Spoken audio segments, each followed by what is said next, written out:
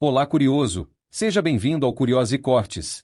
Hoje você vai descobrir com a professora Lúcia Helena o que o mito da caverna de Platão nos ensina sobre ilusão, realidade e sabedoria, logo após a vinheta.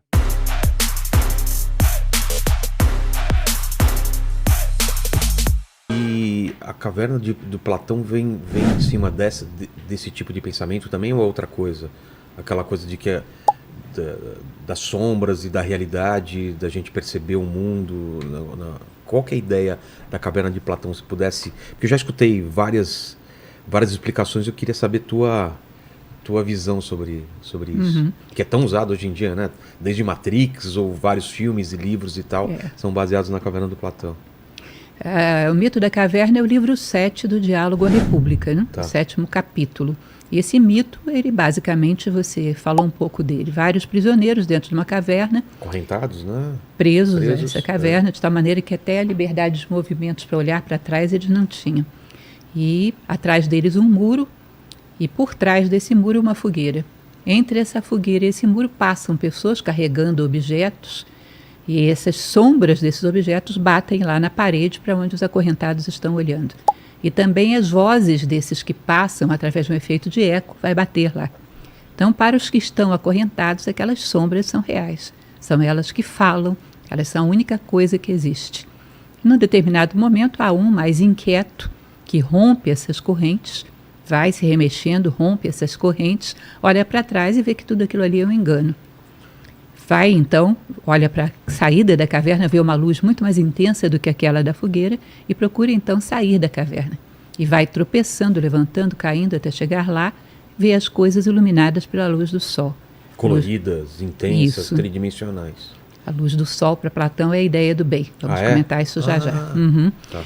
E então, esse homem que chega lá fora e se liberta pelo seu próprio mérito seria um filósofo, um buscador da sabedoria. Mas se além de se libertar, ele quer levar também consigo a humanidade para a luz, ele voltaria e tentaria libertar esses prisioneiros que ficaram. Aí ele se tornaria um político. Imagina você o que era o conceito de um político. É aquele que, sem nenhum interesse pessoal, porque ele mesmo já superou essa experiência e volta atrás. Ele poderia ter guardado para si e desfrutado, e ele pensa nas outras pessoas. Ele diz que quando uma pessoa deseja um posto de governo, é sinal de que ela não é o político. Um político teria que fazer um sacrifício de voltar atrás para conduzir as pessoas para fora da caverna. Se deseja, porque isso é algo que está acima dele. Entendi. Então não é ele. Tá? Então, basicamente, esse mito da caverna, que se aplica a várias coisas na realidade, né? Mas no seu plano mais sutil, ele falaria a respeito do materialismo, da realidade material onde nós estamos. Se você considera a maneira como nós vivemos, o que é real para nós, são coisas palpáveis, coisas perceptíveis através dos sentidos. Mas se nós considerarmos um critério de realidade que é a permanência, o que é real é aquilo que permanece, todas essas coisas seriam sombras, que são tremendamente transitórias. A gente pega um copo como esse, ele está aqui. A probabilidade de daqui a 50 anos ele estar é quase nenhuma. É zero. 50 anos atrás, muito menos. Exato. Então ele parece estar aqui, mas ainda agora não estava, daqui a pouco não vai estar mais. Isso é o comportamento de uma sombra. Você projeta ela na parede, ela aparece, daqui a pouco desaparece, ela não tem permanência. Então as coisas do mundo material, passageiras, impermanentes, seriam como sombras. E o homem viveria acorrentado, nessas correntes da ignorância, né? Sendo manipulado pelos amos da caverna, olhando sombras e tendo como realidades. Até que num determinado momento o ser humano esgota essa experiência, começa a ter uma inquietude, começa a ter dúvidas que a vida seja realmente isso. Aí é que é interessante, porque essa dúvida não vem de um plano racional. A razão só via as sombras e considerava que as sombras eram a realidade. É como se ele tivesse uma intuição de que a vida não era só aquilo, que a vida deveria ser mais do que aquilo. E começa a ter essa inquietude existencial, que por final faz com que ele arrebente as correntes. Aí uma vez que ele arrebenta as correntes e vê que a grande luz está lá em cima, ele começa a buscar essa grande luz, que é um símbolo da sabedoria. Né? O buscador da sabedoria é o filósofo. Então aquele que começa a escalar a caverna para sair. Quando chega lá fora, ele vê as coisas iluminadas pela ideia do bem. Olha que interessante. Quando eu olho as coisas dentro da caverna, eu vejo as coisas iluminadas como se fosse por uma lanterna muito fraquinha, que ilumina vela, só, ou uma vela, ilumina só um aspecto desse objeto, Exato. que é o que me interessa. Eu vejo das coisas só o que me interessa. Há uma frase de Tolstói, inclusive, que ele diz: há quem passe por uma floresta e só veja lenha para a sua fogueira. Eu fragmento as coisas, só vejo o que me interessa. Eu olho com os olhos do meu interesse. Eu bebo água nisso daí. Isso. Ou seja, ele existe só para me pra servir. me servir. Por ele mesmo, não. Uhum. Quando você sai da caverna, você olha as coisas iluminadas pela ideia do bem. O que significa isso? Olhar para isso considerando o que é o bem desse objeto em si, independente dele me servir ou não, pelo direito que ele tem ao bem que lhe é próprio. Eu ajudo, interfiro no caminho das coisas para que elas caminhem para o seu bem próprio, sem querer nada para mim. Entende isso? Entendi. Imagine você uma situação em que a gente está economizando água. Tá. E aí tem um lema que diz: sabendo usar, não vai faltar. O que significa isso? A água não tem importância em si. Ela tem importância porque ela pode faltar para mim. Entende? A água, como um ser da natureza que merece, tem o direito de estar aqui tanto quanto nós, que tem que ter a sua capacidade de fluir, de realizar aquilo que lhe é próprio, de umedecer a terra, ela em si não tem valor para nós. Ela tem valor a partir do momento que ela me serve. Ou seja, eu não vejo as coisas como seres que merecem tanto respeito quanto eu.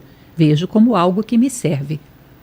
E eu só me interesso por aquilo que me serve. Tá? Então, ver as coisas iluminadas para a ideia do bem é querer o bem das coisas sem querer tirar nada para si. Respeitar as coisas pelo que elas são. As coisas em si mesmas. Tá? É fantástico isso. E como que é recebida essa ideia, esses livros de Platão na época? Ele já tem um impacto na época ou só depois? Ele tem um grande número de discípulos, né? Ele constitui uma escola, que é a academia. Tá? Um dos seus discípulos, inclusive, vai ser Aristóteles. Tá? Agora, não era uma maioria na sociedade, nunca foi, mas era um grupo significativo. A academia reunia um grupo significativo de jovens que se dedicavam a buscar o conhecimento através de diálogos. Tá? Mas, hoje em dia, é muito atual, né, esse mito da caverna e todo esse pensamento de Platão. Você acha que serve para a gente em que sentido esse mito da caverna? É isso de não ver as coisas só como alguma coisa para servir? Eu vi que você tem um vídeo sobre o meio ambiente também, né? Qual a relação da filosofia, por exemplo, ao meio ambiente, ao que nos cerca, né?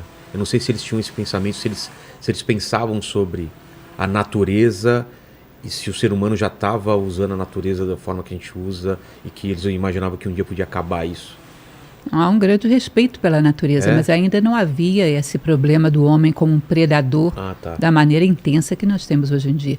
Mas nós podemos dizer que o comportamento que nós temos em relação à natureza é muito do usuário.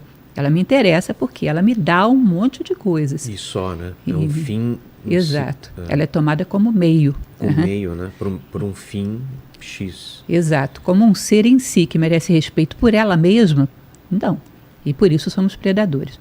A partir do momento que consideramos que as coisas existem e têm tanto direito de estar aqui quanto eu respeito pelo que ela é e não pelo que ela pode me servir, nós não seríamos tão predadores. Entendi. Então, tudo está a nosso serviço. Tudo está para nós dispormos da maneira que quisermos.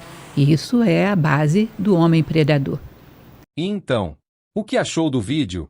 Deixe sua opinião nos comentários, curta e compartilhe o vídeo para ajudar o canal a crescer. Obrigado e te vejo no próximo corte.